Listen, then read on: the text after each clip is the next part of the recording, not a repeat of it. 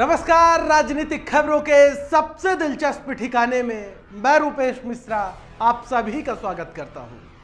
सचिन पायलट और अशोक गहलोत कैंप के नेताओं की धड़कनें अब एक बार फिर से बढ़ने वाली है और इसके पीछे का कारण है जो सियासी नियुक्तियों का काउंटडाउन है वह अब लगभग खत्म हो गया है। यानी जो पिछले 1.5 वर्षों से जो सियासी नियुक्तियों का जो पिटारा लगातार ये कयास लगाए जा रहे थे कि अब खुलेगा तब खुलेगा, अब लगभग उसका इंतजार खत्म हो गया है।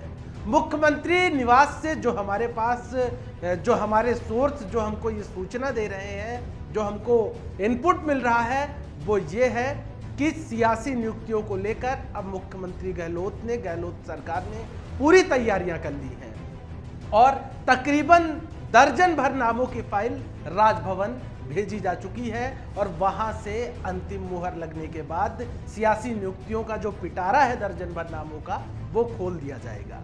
गौरतलब है कि चाहे वो पायलट कैंप हो फिर चाहे अशोक गहलोत कैंप हो, दोनों ही कैंपों के नेता टकटकी लगाए बैठे हुए थे कि आखिर सियासी नियुक्तियों की जो लॉटरी है आखिर कब लगेगी। जाहिर तौर पर कोई भी दल हो जब सरकार बनती है तो कार्यकर्ताओं और नेताओं के अंदर इस बात की चाहत होती है कि कहीं ना कहीं उनको एडजस्ट किया जाए। यानी कुल मिलाकर इसे इस तरीके से समझिए कि जो भी पार्टी के निष्ठावान लोग होते हैं, जो सरकार के करीबी लोग होते हैं, उन्हें एडजस्ट करने का ये एक तरीका होता है, एक पैतरा होता है। आरपीएससी अध्यक्ष के रूप में भूपेंद्र यादव की को ये जिम्मेदारी दे दी गई है, जो कि कल सुबह तक डीजीपी थे लेकिन शाम को आरपीएससी के चेयरमैन बना दिए गए। इसी के साथ 4 अन्य सदस्यों को भी नियुक्त कर दिया गया है। यानी जो आरपीएससी का जो कोरम होता है उसे कल पूरा कर दिया गया है। बहरहाल इस पर सियासी राय ठन गई है। उपनेता प्रतिपक्ष राजेंद्र राठौड़ ने जिस प्रकार से इनमें सदस्यों की जो नियुक्ति की गई है उस पर उन्होंने सवाल खड़े कर दिए हैं। राजेंद्र राठौड़ का कहना है कि जो अयोग्य व्यक्ति हैं, अयोग्य व्यक्तियों का आरपीएससी में जिस प्रकार से जिनका नियुक्ति दी गई है, जिनका चयन किया गया है, वो आरपीएससी संस्था के हिसाब से फिट नहीं बैठते हैं। यानी आरपीएससी जैसी संस्था को भी उसकी जो छवि है, जो उसकी निष्पक्षता है, उसको धूमिल करने का प्रयास किया गया। जाहिर तौर पर जिस प्रकार से कल सियासी नियुक्ति की गई, जिस प्रकार से आरपीएससी के सदस्य बनाए गए, उसके बाद से ही दोनों ही कैंपों के नेताओं में ये बात लगभग पुख्ता हो गई थी कि अब सियासी नियुक्तियों का पिटारा जल्द खुल जाएगा। हम आपको बता दें कि जो हमारे पास जानकारी आ रही है हमारे विश्वस्त सूत्रों से, वो ये है कि दशहरा पर्व के पहले ही तकरीबन 1 दर्जन सियासी नियुक्तियां होने जा रही हैं। फिर चाहे वो महिला आयोग हो, एससी एसटी आयोग हो, कई ऐसे आयोग हैं जो रिक्त चल रहे हैं। लिहाजा लोग इस आस में बैठे हुए हैं, अल्पसंख्यक आयोग हो, कि आखिर कब सियासी नियुक्तियों का पिटारा खोला जाएगा। और जिस प्रकार से राजस्थान में ये पूरा पॉलिटिकल ड्रामा चला, उसमें फिर चाहे सचिन पायलट कैंप के नेता हो फिर चाहे अशोक गहलोत कैंप के नेता हो, दोनों ही एक उनकी आस टूट रही थी, क्योंकि 35 दिनों तक तो ये सियासी जंग ही चली और फिर उसके बाद किस प्रकार के हालात बने हुए हैं ये किसी से छिपे नहीं है। तो जो कांग्रेसी नेता हैं वो दबी जुबान से अक्सर ये कहते रहे हैं कि राजस्थान में तो सिर्फ पायलट और गहलोत का झगड़ा ही चलता रहता है, यहाँ पर कब सियासी नियुक्तियां होंगी किसी को पता नहीं।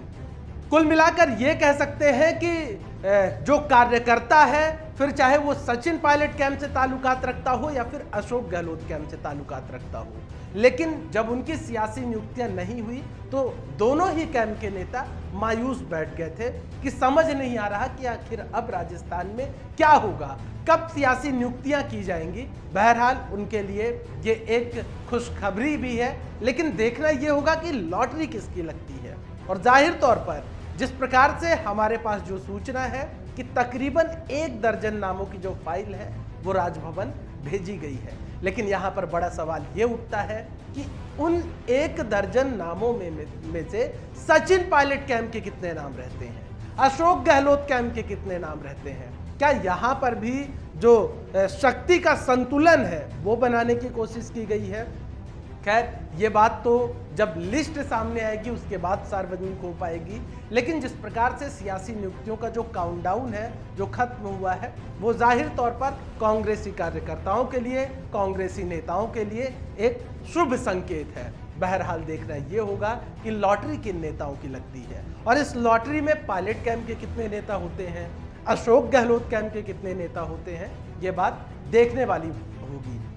लेकिन ये कहा जा सकता है कि कांग्रेस पार्टी के कार्यकर्ताओं और नेताओं के लिए अब अच्छा वक्त आने वाला है, क्योंकि जिस प्रकार से आरपीएससी चेयरमैन और उनके सदस्यों की नियुक्ति कर दी गई है, उससे ये साफ हो जाता है कि अब जो सियासी नियुक्ति की राह के रोड़े थे वो लगभग खत्म हो चुके हैं और गहलोत सरकार अब इस मूड में आ गई है कि जल्द से जल्द अपने निष्ठावान लोगों को कहीं ना कहीं अच्छी जगहों पर एडजस्ट किया जाए, क्योंकि जाहिर तौर पर 1.5 साल का वक्त बीत गया। ऐसे में यदि अभी भी सियासी नियुक्तियां नहीं होती हैं तो कांग्रेसी कार्यकर्ता जाहिर तौर पर मायूस होगा।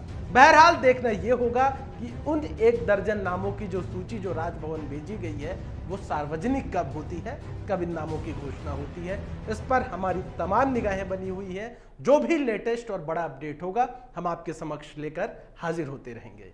तब तक के लिए नमस्कार।